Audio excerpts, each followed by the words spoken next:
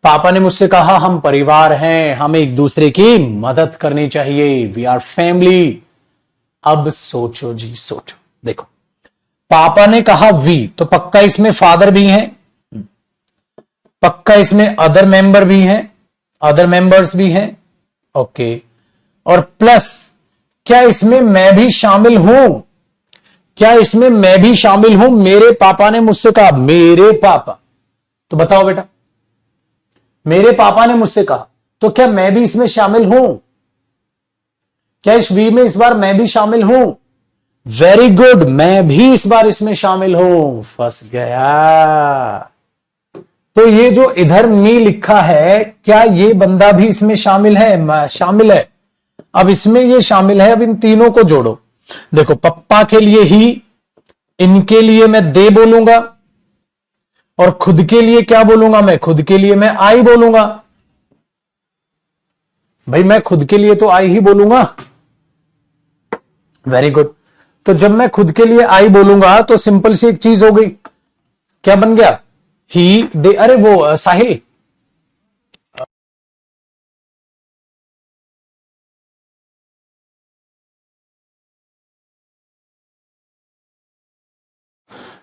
ठीक है जी। तो क्या बनाइए? अब फंस गए ना। अब जो बच्चा ये रट लेगा मेरे दोस्त की, दे का वी होता है, दे का वी होता है, दे का वी होता है, वो तो गियो, ठाकुर तो गियो। अगर आप ये रट लोगे दे का वी होता है, दे का वी होता है, दे का वी होता है, दे का वी होता है, तो फंस गए। क्यों? क्योंकि यहां ये हुआ, देखो मैं भी शामिल हूं, पापा भी शामिल है। अब पापा ने भी वी कहा, हाँ, लेकिन अब मेरे मुंह से निकलना है, तो मेरे मुंह से भी तो अब वी ही निकलेगा। मैं दे थोड़ी ना बोल दूंगा, दे वर family.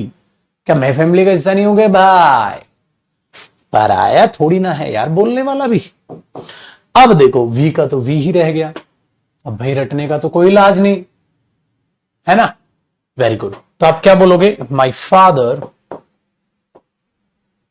Father told me that we were family. हाँ बेटा, ये सारे एग्जाम्स के लिए बैच है। घोचू आज भी पूछ रहा तो इतने दिन के बाद है, पागल हो गया। So we should help either.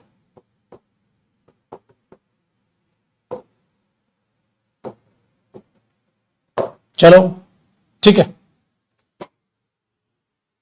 बनी ना बात।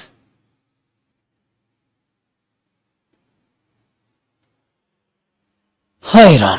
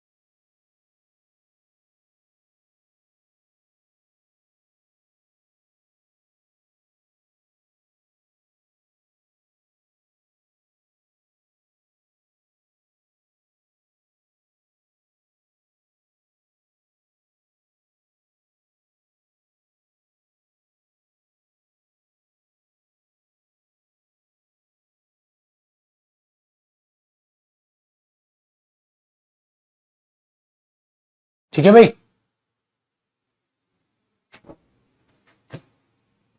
तो आपके लिए मेरे दोस्त ये काम हो गया आसान। अच्छा, एक और एग्जांपल दूं वी का। देखो, अब अगर कोई इंसान ऐसी बात बोल दे जैसे ही said to me we should respect our elders.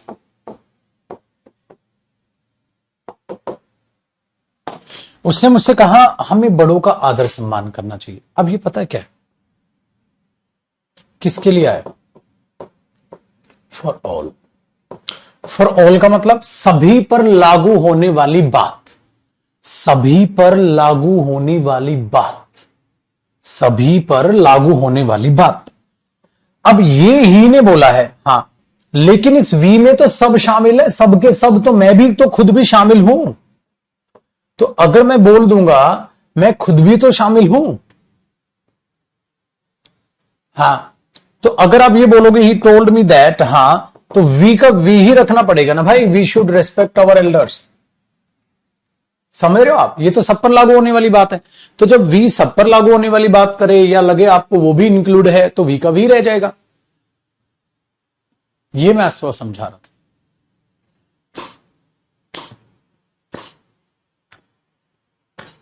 Very good.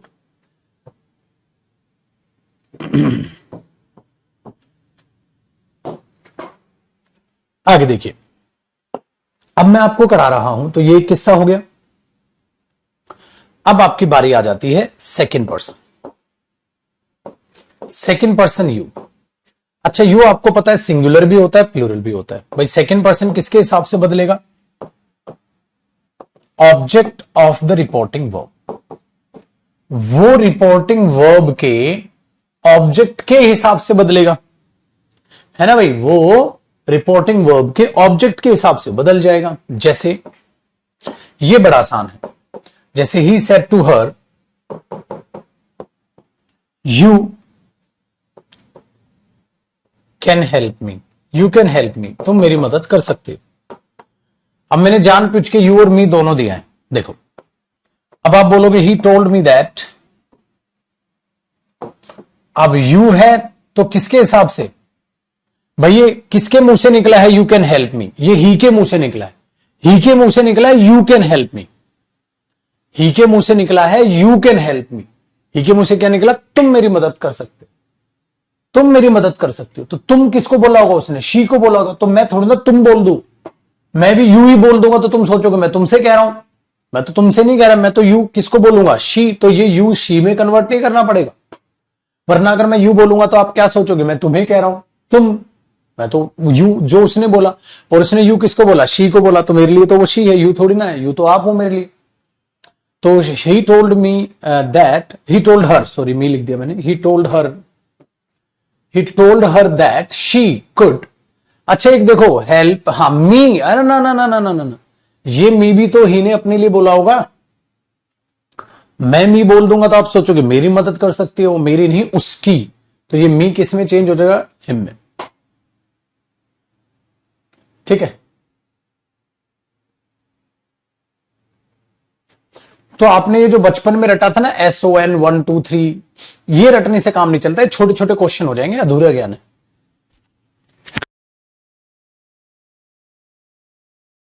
ये ध्यान रखिए, तो ये अधूरा ज्ञान है।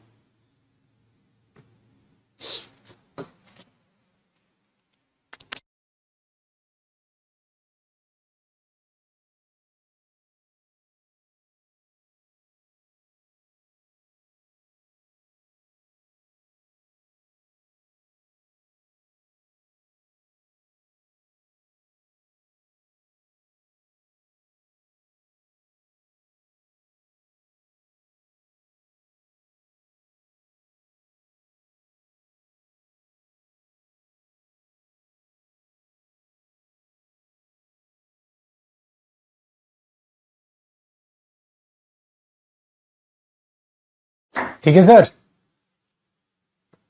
चलो अब यू ऐसे चेंज हो गया, तो ये तो आसान। अच्छा देखो, यू सिंगुलर और प्लूरल दोनों के लिए आता है। अब अगर ये आ जाए, she said to the students, हाँ यू, यू, हाँ, अब यहां यू आ जाए,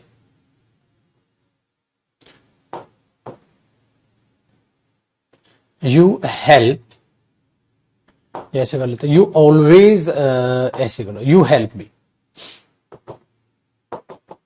ऐसे दे, अब चेंज करो, अब चेंज करो, आप लोग करो ट्राई।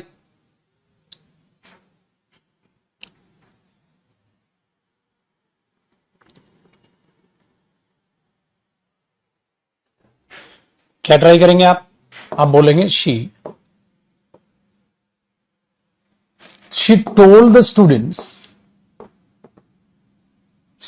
students that you, उसने किसने बोला होगा? स्टूडेंट्स को ही तो बोला होगा। स्टूडेंट्स के लिए तो आप दे नहीं लगाएंगे अब आप,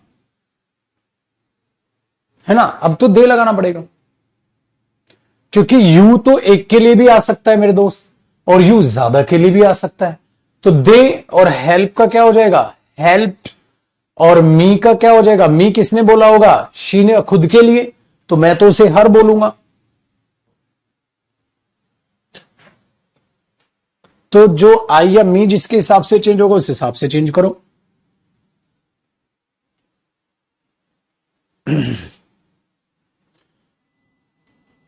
भाई ये है किस्से कहानियां।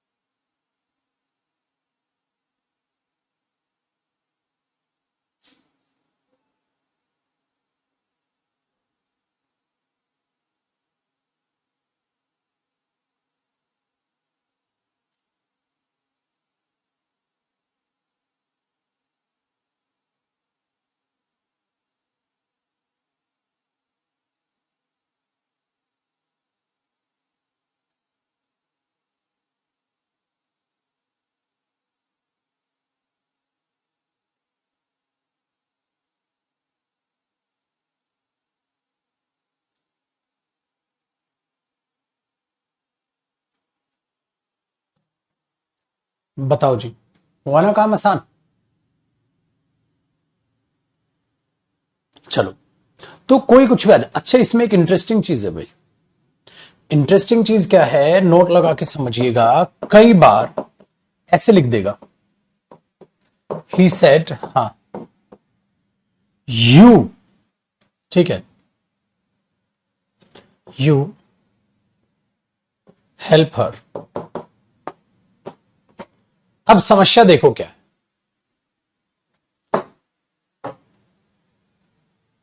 हेल्प्ड कैसे हुआ? मेरे बच्चे प्रेजेंट था ना, ये पास्ट है तो पास्ट में चेंज कर दिया ना, सेकंड फॉर्म। डन है? देखो मेरे भाई, अगर मैं यहां पर ये बोलूं ही टोल्ड, हाँ, अब यहां क्या है? यहां तो आपको पता है हेल्प हो जाएगा, हर हो जाएगा। तो पता है क्या है, यहां अब आप देखोगे सर ऑब्जेक्ट ही गायब है, तो यहां आपको लेनी पड़ेगी हेल्प ऑफ ऑप्शंस, या अकॉर्डिंग टू द ऑप्शन, या मैं सही बोलूं तो मैं बोल दूंगा select the correct option. Correct option या राइट ऑप्शन को सिलेक्ट कर लो। पता है क्यों? देखो, किसी किसी ऑप्शन में क्या करेगा, यहां ही दे देगा, टेल्स दे देगा, यहां ही दे देगा, टोल्ड दे देगा, हाँ ही टोल्ड दैट, हाँ वहां दे देगा दे, हाँ हेल्प हर, ऐसे दे देगा। मतलब कुछ ना कुछ गलती करता रहेगा। और एक ऑप्शन ऐसा बना दिया उसने, he told, he told, suppose ऐसे कर दे, he told them that they helped her. देखो, उसने उन्हें बताया था कि उन्होंने उसकी मदद की थी। तो एक ही सेंटेंस भाई, टेल्स हो सकता है, सेड का नहीं, ठीक है, सेड का टेल्स तो नहीं हो सकता, तो ये टेल्स ऑप्शन कट गया। क्या जो सेड का है टोल्ड तो हो जाएगा, हाँ क्या दे के साथ हेल्प ही रहेगा, हेल्प आएगा, हेल्प आएगा। तो ऐसा करेगा, आप बोलोगे हाँ ये ऑप्शन सही है यार, ये ऑप्शन भी गलत है और ये ऑप्शन भी गलत है। तो बच्चा सोचता है सर यू दे दिया और ऑब्जेक्ट ही नहीं दिया, ये तो गलत हो गया ना। मैंने बोला मेरे दोस्त बात तो तेरी सही है, लेकिन ऑप्शंस देख, एग्जामिनर क्या करेगा कि कोई ना कोई दूसरी गलतियां करा लेगा, ठीक है, कोई ना कोई दूसरी गलतियां करा लेगा कि यहां यहां यहां यहां यहां कोई ना कोई गलती करा लेगा। हर बेटा कोई चेंज नहीं होगा, थर्ड पर्सन है, कोई चेंज नहीं होता, अभी लिखवाऊंगा अभी इस बात को, तो हर का हर ही रहेगा। Second person you, speaker change होता है या लिसनर चेंज होता है, तो लिसनर है तो चेंज हो रहा है, ये ध्यान देना है आपको, तो उससे घबराना नहीं है, ऐसा हो जाएगा। तो ऑब्जेक्ट ना गिवन हो तो आसान होता है, क्वेश्चन ऑप्शन से आप सिलेक्ट मार दोगे, ये नहीं कहोगे कि गलत आंसर। एग्जामिनर कहेगा चार ऑप्शन क्यों दिए फिर मैंने, है ना। हाँ कभी कभी साइड का साइड भी रह जाएगा बेटा, बिल्कुल रह सकता।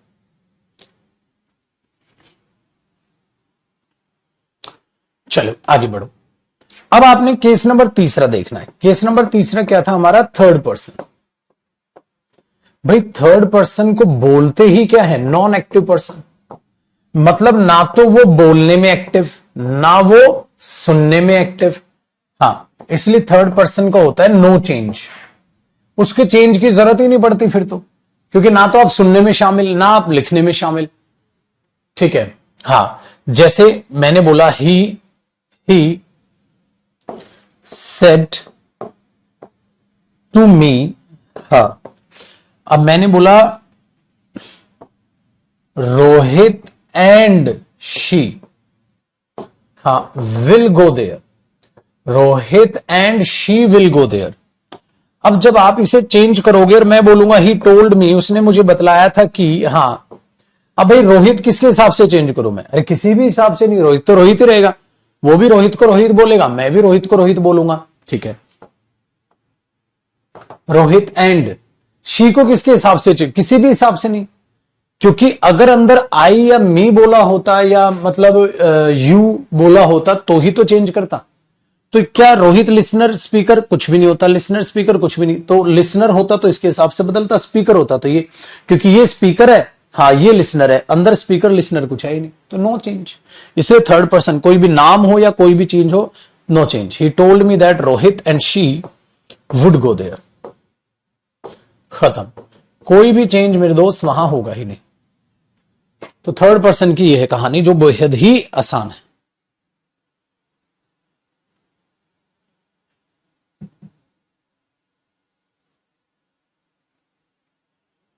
ठीक है, तो ये कहानी है। स्टेनो के पेपर भी करा दूं रात को, ठीक है भाई, स्टेनो भी कर लेंगे, बेफिक्र हो, सारे पेपर मिक्स अपना करते रहेंगे मिल बांट के।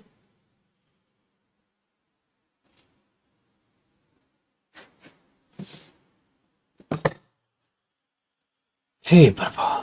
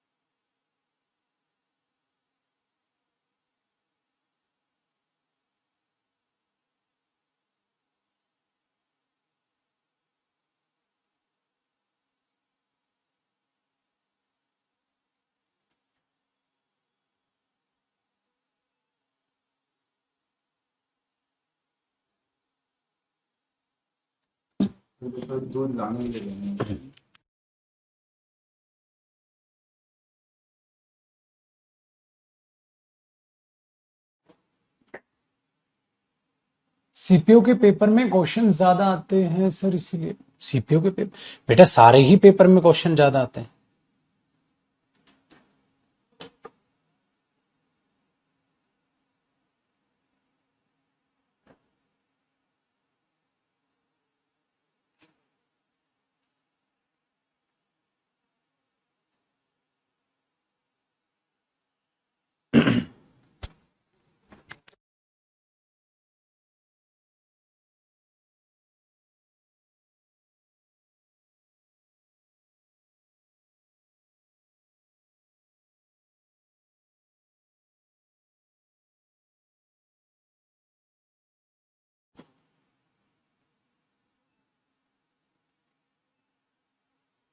हम्म,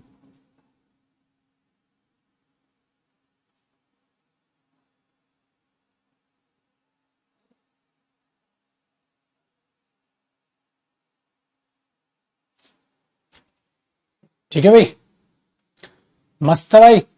चलो पाजी, सीरियस का भी पेपर, सारे ही पेपर मिक्स पढ़ते रहेंगे, करते रहेंगे, छोड़ो।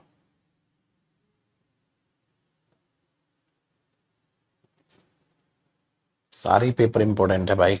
एमटीएस करा ली, ये करा लो, सारे पेपर में तो बस कोई भी पेपर कर लो, सब अच्छे, कोई टेंशन। चलिए आगे देखते हैं, हम जरा आगे चीजों को बढ़ाते हैं और जानने की कोशिश करते हैं। डन है।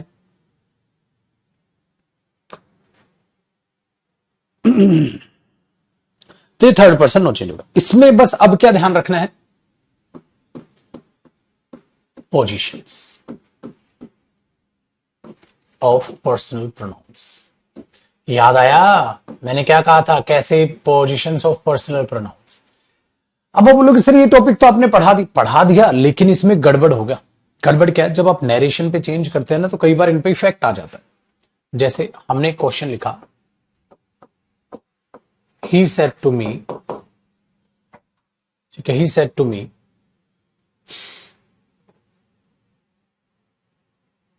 यू, ठीक है, हाँ, she and I will go there. लल्ला लल्ला लल्ला लल्ला। अब सोचो, अब ये बन गया अच्छा क्वेश्चन।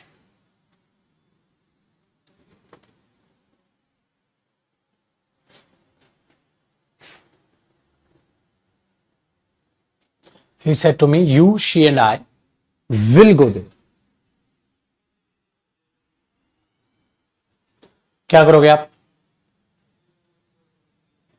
अब आप लिख दोगे ही टोल्ड मी दैट,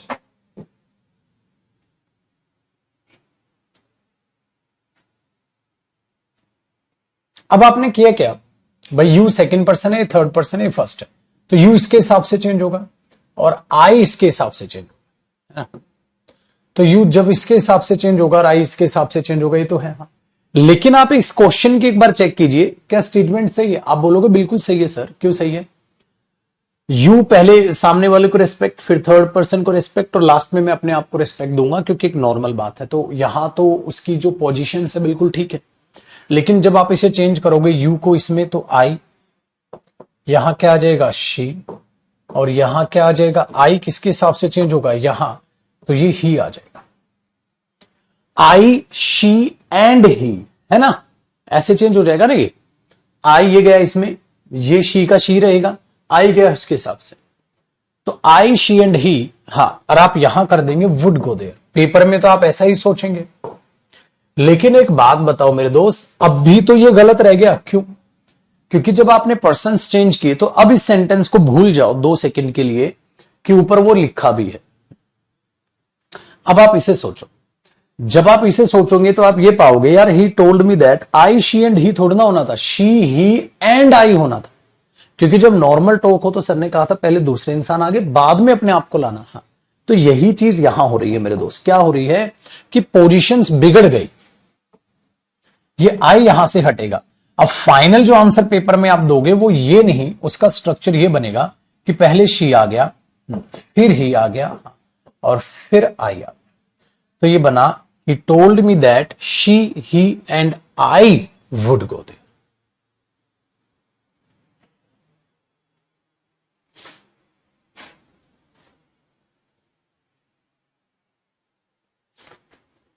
ये बनी बात। ये मैं कह रहा हूं कि वो आपको स्ट्रक्चर्स बाद में भी चेक करने हैं कि उनमें अभी भी कोई गड़बड़ तो नहीं रह गई, है ना। इंटरेस्टिंग, करो कॉपी।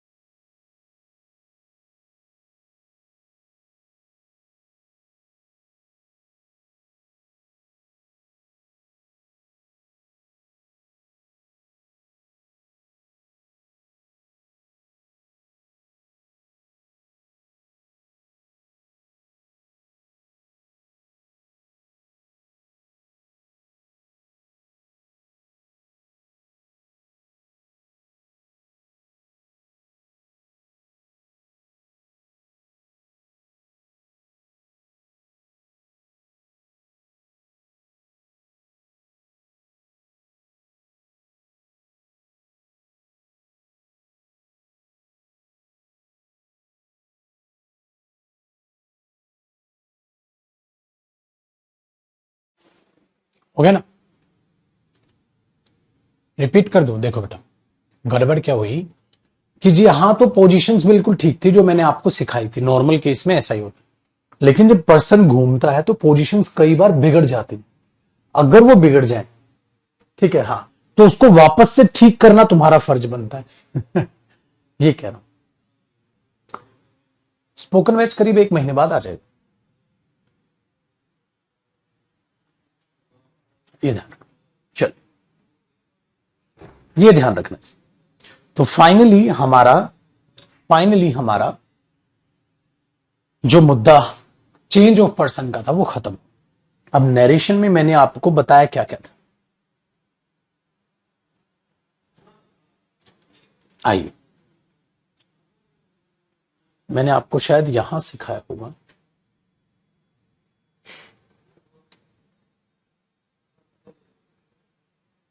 देखो ये मैंने लास्ट क्लास में आपको बताया था, ये हटा दूं, चलो क्या बताया था, ही सेड टू मी, हाँ, फिर I can do this work मैंने लिखवाया। तो मैंने आपको कहा था आपको ये 5 चीजें सीखनी। कौन सी 5 चीजें सीखनी है? Reporting verb, conjunction, change of person, verb model और अदर चेंजेस। अब हमने क्या कर लिया, चेंज ऑफ पर्सन, ये तो हमने कर लिया। हमने क्या कर लिया, अब चेंज ऑफ पर्सन, ठीक है, वेरी गुड। अब बाकियों पे काम करना है, बाकियों पे काम करना है। अब क्या सीखेंगे, टेंस और मॉडल कैसे बदलते हैं, वो भी आसान है, आहिस्ता आहिस्ता वो भी देखेंगे, ये भी देखेंगे। अब मैं आपको सिखा रहा हूं कंजंक्शन और रिपोर्टिंग वर्ब कैसे सिलेक्ट होती, कंजंक्शन और रिपोर्टिंग वर्ब कैसे सिलेक्ट होती, ठीक है, इन दोनों का रिलेशन है आपस में। अब इन पर मैं काम करूंगा भाई, ये तो हो गया, इन पर काम करना है, फिर इन पर काम करना है, फिर इन पर काम करना है, नरेशन अपने आप सिकंजे में आ जाएगा, ठीक है। स्टार्ट करें, चलिए तो स्टार्ट करते हैं और केसेस को जानने की कोशिश करते हैं।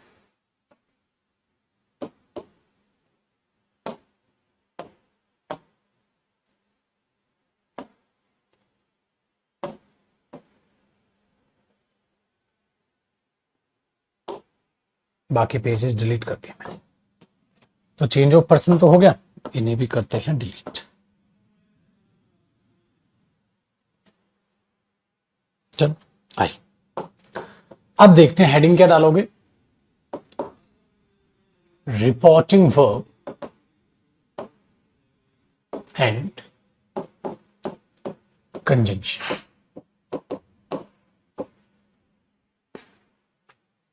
रिपोर्टिंग वर्ब और कंजंक्शन आपको कैसे छाटनी है, ठीक है, ध्यान से सुनिए।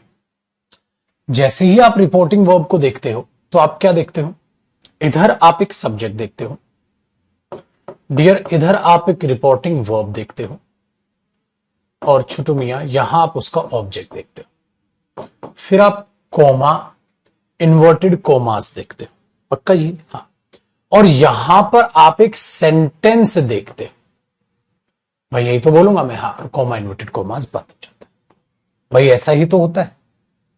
अब आपको एक बहुत ही प्यारी चीज सिखाता हूं, बहुत ही गजब की चीज, ध्यान से सुनिएगा। इधर जो आप सेंटेंस देख रहे हो, हाँ, उसी के टाइप के हिसाब से, मतलब जो भी ये टाइप का सेंटेंस होगा, जिस भी टाइप का ये सेंटेंस होगा, हाँ, इस टाइप के हिसाब से ही मेरे दोस्त रिपोर्टिंग वर्ब बदलती है। अभी बताता हूं, जैसे अगर ये सेंटेंस, अगर ये टाइप का सेंटेंस मेरा हुआ कौन सा, अफर्मेटिव सेंटेंस, अफर्मेटिव सेंटेंस अगर ये हुआ, हाँ, या ये हुआ नेगेटिव सेंटेंस, हाँ, मेरे दोस्त अफर्मेटिव या नेगेटिव सेंटेंसेस को एक और नाम से जाना जाता है जिसे हम बोलते हैं इंफॉर्मेटिव सेंटेंसेस। इंफॉर्मेटिव सेंटेंसेस का मतलब होता है कि ये करते हैं, इन्फॉर्म करते हैं, इन्फॉर्म करना, ठीक है, हाँ,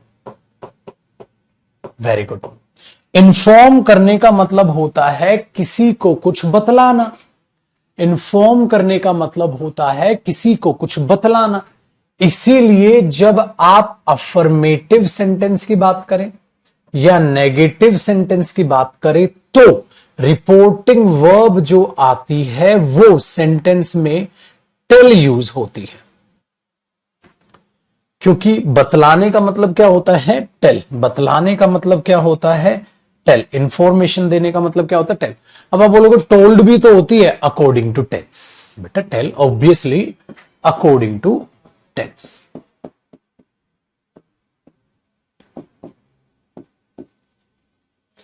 बच्चे टेल भी हो सकती है, ठीक है, विल या शेल टेल भी हो सकती है, ठीक है, विल या शेल टेल भी हो सकती है, टोल्ड भी हो सकती है तो टोल्ड भी हो सकती है, विल टेल भी हो सकती है ना।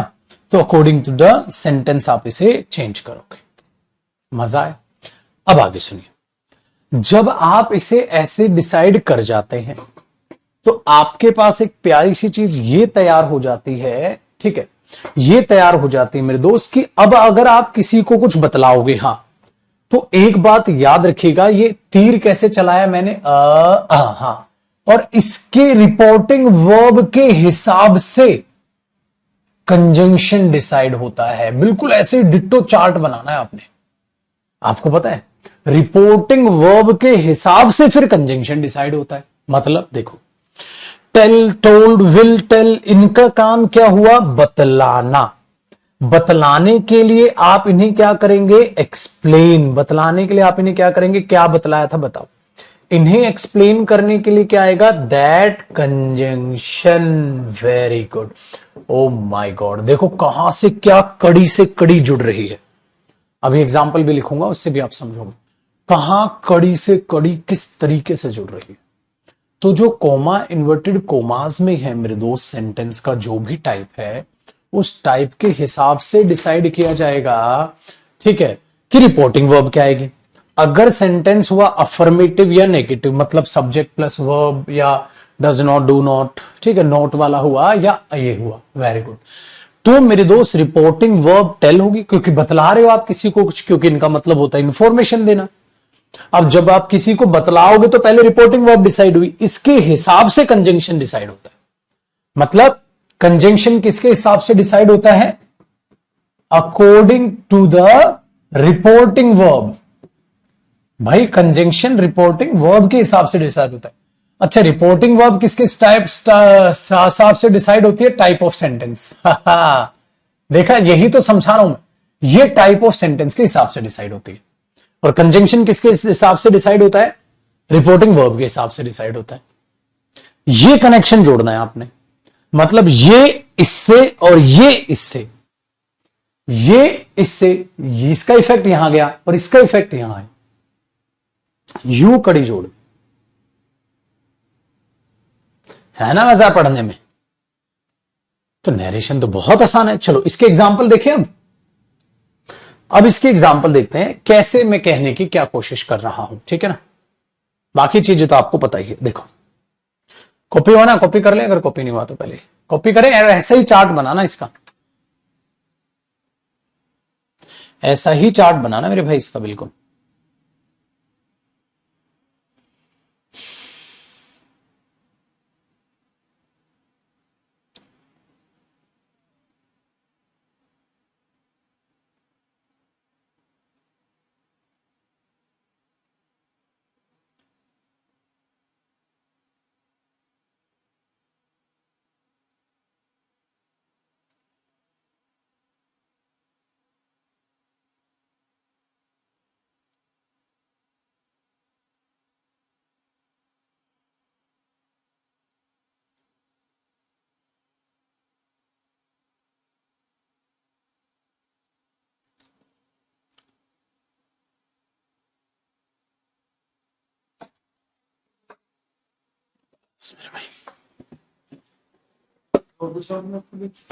वो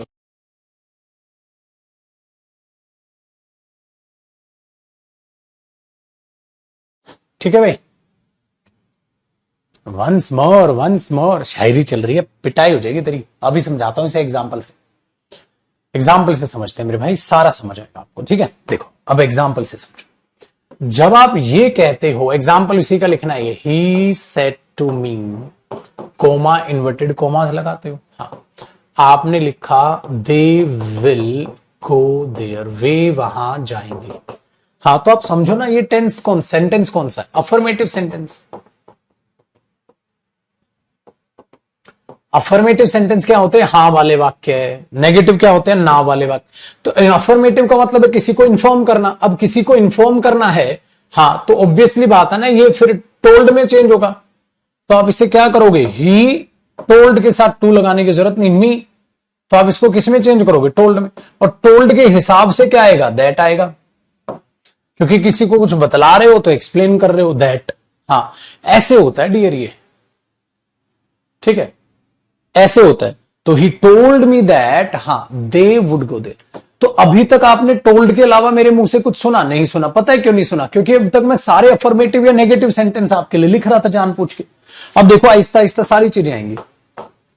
दूसरा एग्जाम्पल देखो, ऐसा ही अगर आ जाए यहां, शी सेड टू हिम, हाँ, दे will not help you, they will not help you. तो अब आप क्या करोगे? अब आप देखोगे ये नेगेटिव सेंटेंस है, हाँ, बट भले ही नेगेटिव है, नेगेटिव भी होता क्या है? अब इंफॉर्मेटिव, इंफॉर्मेशन ही दे रहा है, इंफॉर्मेशन दे रहा है। तो आप सेड, फिर से पास्ट है तो टोल्ड कर दोगे, टोल्ड हिम कर दोगे, दैट कर दोगे। हाँ, टोल्ड आया तो इसके साथ तो दैट आएगा। टोल्ड क्यों आया? क्योंकि नेगेटिव सेंटेंस है सर, नेगेटिव बतलाया ही तो था कुछ। वेरी गुड, पूछा तो नहीं था कुछ, आस्क आएगा बाद में भी। तो आप दे कर दोगे, हाँ, वुड कर दोगे, हाँ, नोट का नोट रहने दोगे, नॉट हेल्प। हाँ, लेकिन आप यू बदलोगे ना, यू किसके हिसाब से बदलोगे? हिम के हिसाब से बदलोगे। यू किसके हिसाब से बदलोगे? आप हिम के हिसाब से बोलोगे। तो शी सेड टू हिम, उसको कहा था उसने, तो आप यहां क्या कर दोगे? हिम, क्योंकि यू तो उसने हिम के लिए बोला होगा। Very good.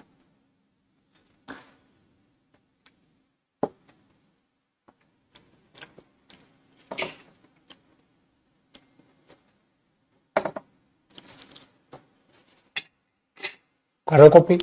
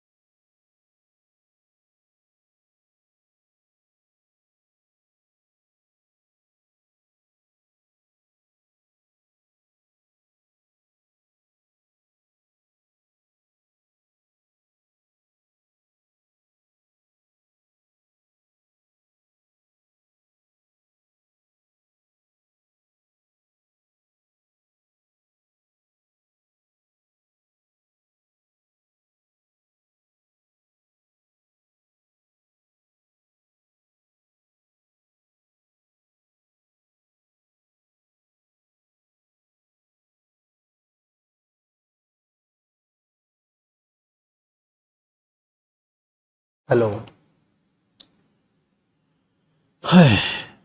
ठीक है भाई। अच्छा, साउंड, अरे माइक ऑफ हो गया, चलो कोई नहीं।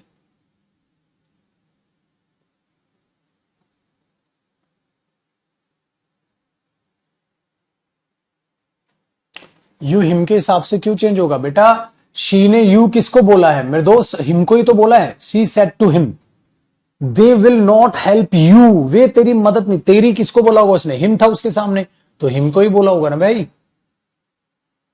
Very good.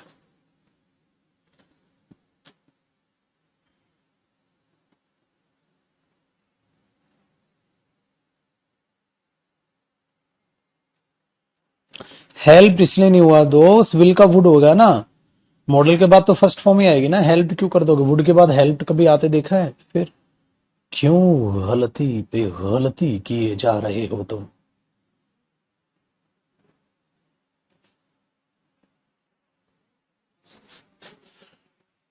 चलिए, समझे ना?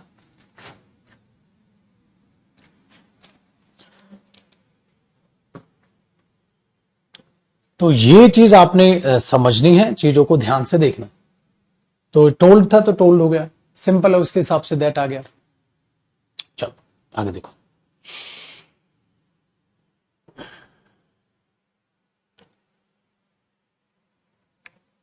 सेड का एग्जांपल दे दूं एक, देखो उसमें ये हो जाता है, जैसे ये आ जाए ही सेड और खाली ये दे दे ही सेड और ऐसा ही दे दे पेपर में, he said they will go there. हाँ, अब तो मैंने ये लिखा था आगे कुछ, लेकिन अब आप इसमें क्या करेंगे, आप टोल्ड करेंगे तो बतलाया तो किसको क्या बतलाया, कुछ है ही नहीं, तो आप ही सेड हाँ दैट हाँ दे हाँ वुड गो देयर, तो आप ऐसे कर दोगे तो कई बार वो टोल्ड में बदल ही नहीं पाता, क्योंकि आगे कुछ बताते ही नहीं आप। तो क्वेश्चन ऐसा भी आ सकता है एग्जाम में, कोई फर्क नहीं पड़ता तब भी आप पर, ठीक है, कि है तो अफर्मेटिव ही, तो जरूरी नहीं है टोल्ड में बदले, तो कई बार सेड का सेड भी रह जाता है, और ऑप्शन में कई बार सेड टू को सेड टू ही लिख देता है, तो ऑप्शन भी खत्म। भाई जब ऑप्शन में ही नहीं है जो होना चाहिए, तो आप क्या करोगे, तो सेड का सेड भी रह सकता है, वो इस केस में रह सकता है, ठीक है। बस अरे गजब, बस मस्त है एकदम, ठीक है ना।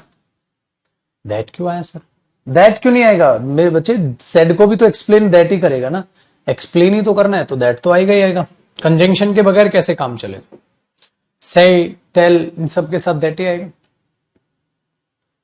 ठीक है। चलिए टेल्स वाले एग्जाम्पल भी आएंगे मेरे दोस्त, आगे आएंगे, वो अभी नहीं, आगे आएंगे, अभी टेल्स वाले एग्जाम्पल भी आएंगे, ठीक है ना, जब वो आपको चेंज ऑफ टेंस सिखाऊंगा ना तब आएंगे टेल्स, ठीक है जी, बहुत बढ़िया। अब आगे देखते हैं, तो हमने देख लिया अफर्मेटिव में क्या हो रहा है, हमने देख लिया नेगेटिव में क्या हो रहा है, अब हमें देखना है इंटेरोगेटिव में क्या करें। सबसे मुश्किल आप जो होगी ना वो इंटेरोगेटिव सेंटेंसेस में होगी। चलो अब मैं समझाता हूं आपको कि आप इंटेरोगेटिव सेंटेंसेस में क्या करेंगे। इंटेरोगेटिव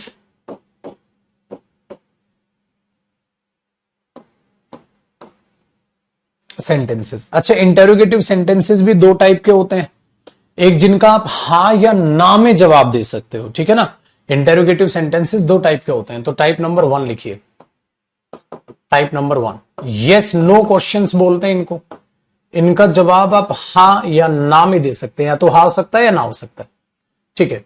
इन्हीं को हम क्लॉज एंडेड क्वेश्चन भी बोल देते हैं, क्लॉज एंडेड क्वेश्चंस।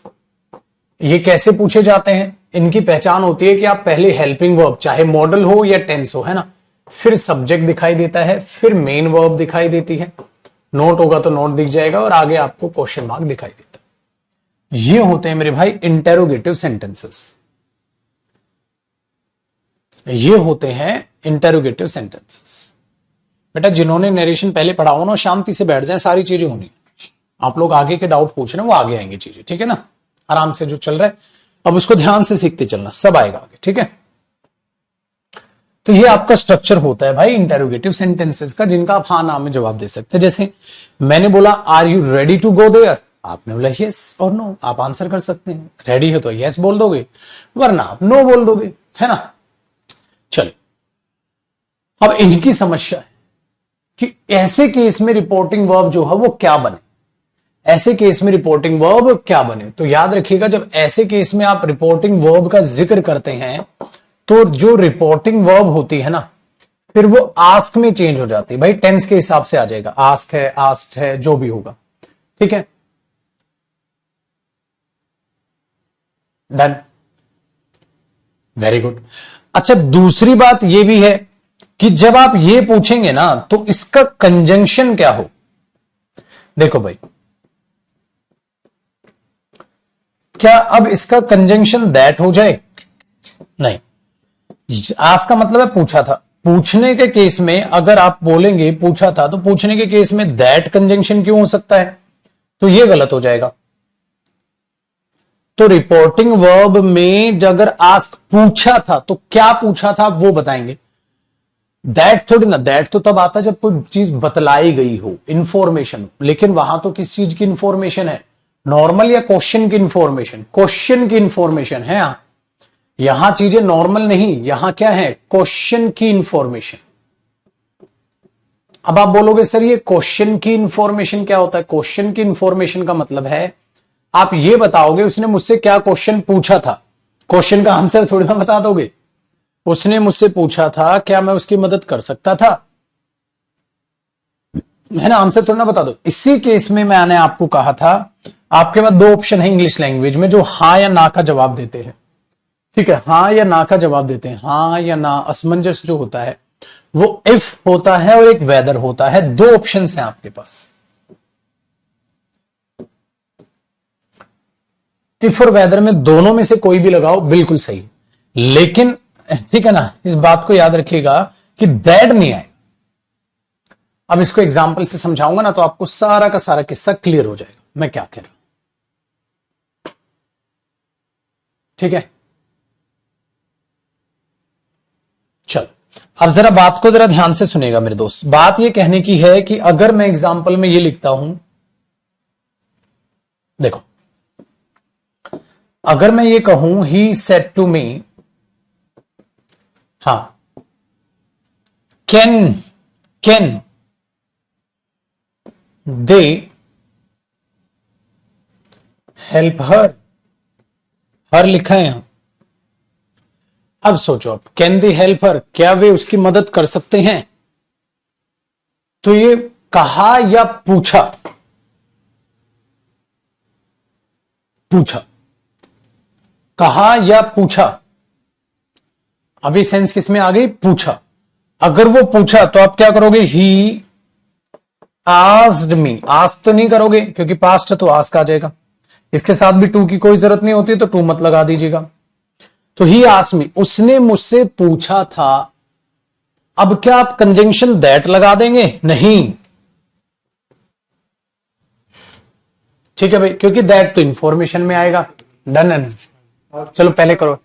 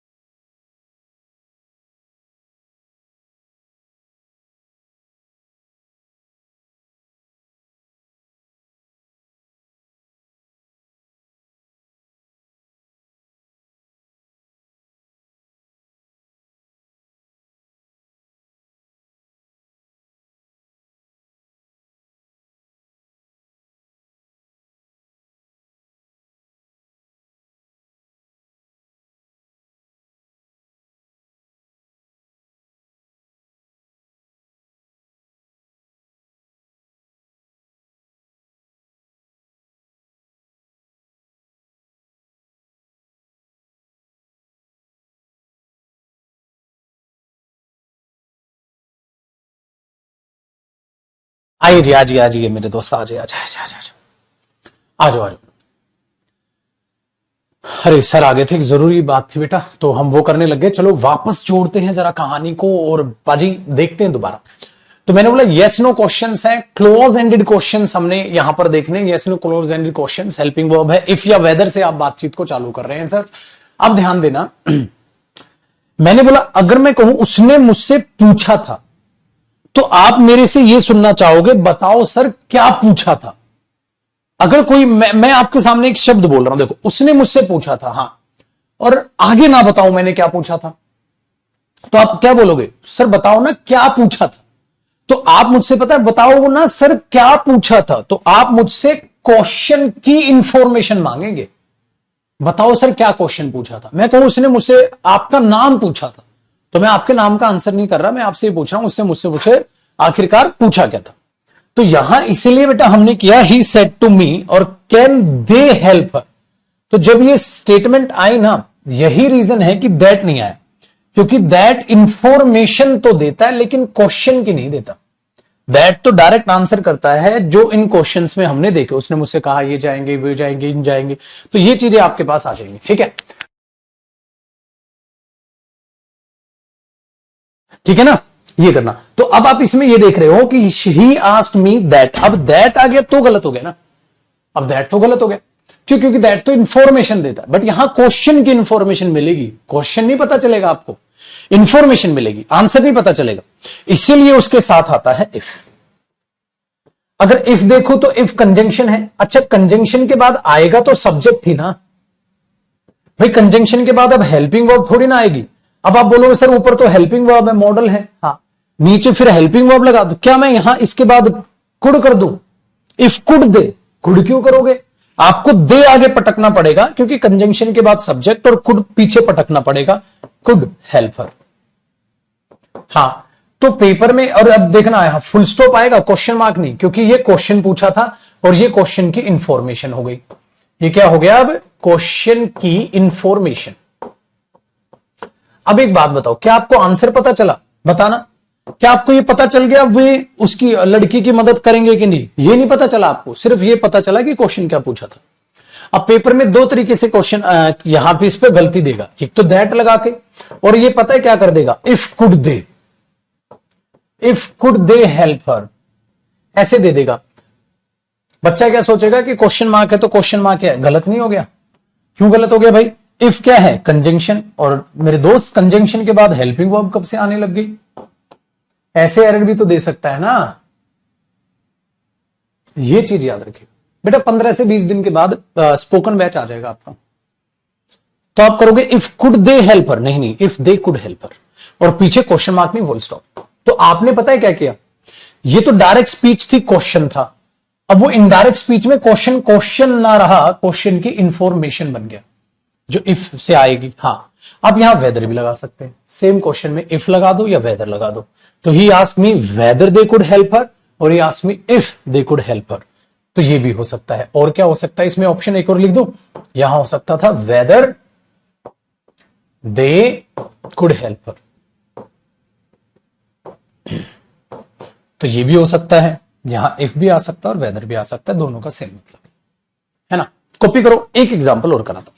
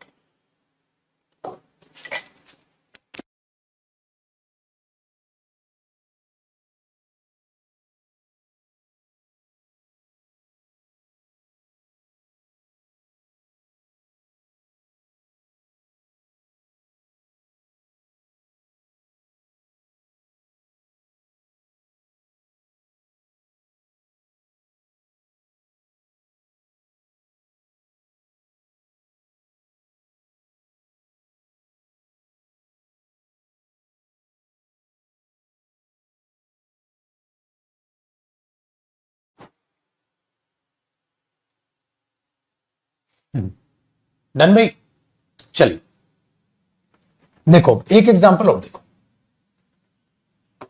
मैंने कहा ही सेड टू हर, ध्यान से सुनिएगा, ही सेड टू हर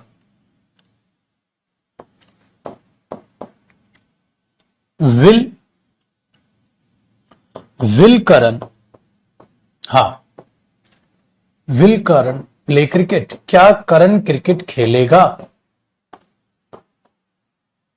भाई जब उसने उससे पूछा होगा तो डायरेक्ट पूछा होगा, विल करण प्ले क्रिकेट, क्या क्रिकेट खेलेगा करण, ठीक है।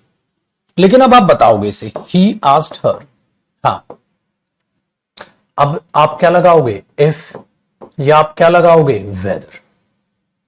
आप तुरंत पहचान लोगे, हाँ सर ने कहा था ये यस नो क्वेश्चन है, हाँ या ना में जवाब दे सकते हो, क्योंकि हेल्पिंग वर्ब आगे है ना भाई, मॉडल भी हेल्पिंग वर्ब है या टेंस की हेल्पिंग वर्ब हो, हेल्पिंग वर्ब हो जाएगी आगे। चलो अब क्या करें, अब क्या करें, एक बच्चा पता है क्या करे, हर को हिम में चेंज कर दूं, हर को हिम में क्यों चेंज करूंगा भाई, लड़की लड़की है, लड़की को लड़का बना दूं। देखो, तो ही आस्क्ड हर इफ या वेदर करण, हाँ अब यहां पे करण आएगा ना, वुड करण थोड़ा ना लिख दो, अगर ये पास्ट है तो विल का पास्ट बना दोगे वुड, और प्ले का प्ले रहा, और क्रिकेट का क्रिकेट रहा,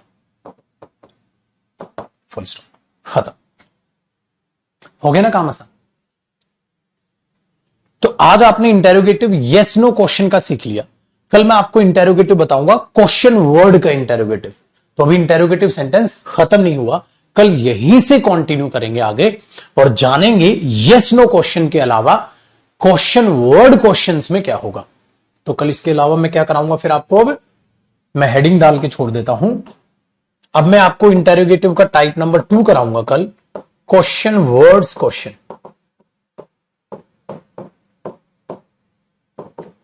और इन्हीं को हम बोल देते हैं ओपन एंडेड क्वेश्चंस। चलिए चलो इतना ही छोड़ दो, बहुत है। Question word questions WH family के वर्ड्स से बनते हैं ये, यानी आप, ठीक है, ओपन एंडेड क्वेश्चंस भी कह सकते हैं फिलहाल ये। तो इसको कॉपी कर लीजिए, आराम से रिवाइज कर लीजिएगा मेरे दोस्त, कल इससे आगे बढ़ेंगे। और इसको मैं ऐसे ही कर देता हूं सेव,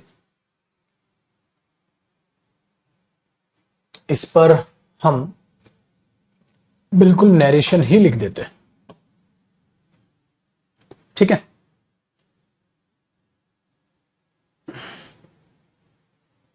डन भाई, रात को 9:30 बजे प्रैक्टिस पेपर प्रैक्टिस करेंगे। खुश रहें, आबाद रहें, माँ बाप की रिस्पेक्ट करें और ढेर सारी मेहनत करते रहें। कर एक मोटिवेशनल वीडियो थी, शायद आपके बैच में भी मैंने बताई हो बात, दोबारा देख लीजिएगा, देख ली तो अच्छा लगेगा, पढ़ने बैठ जाइएगा। Bye bye, take care. रात को 9:30 बजे मिलते हैं, ठीक है।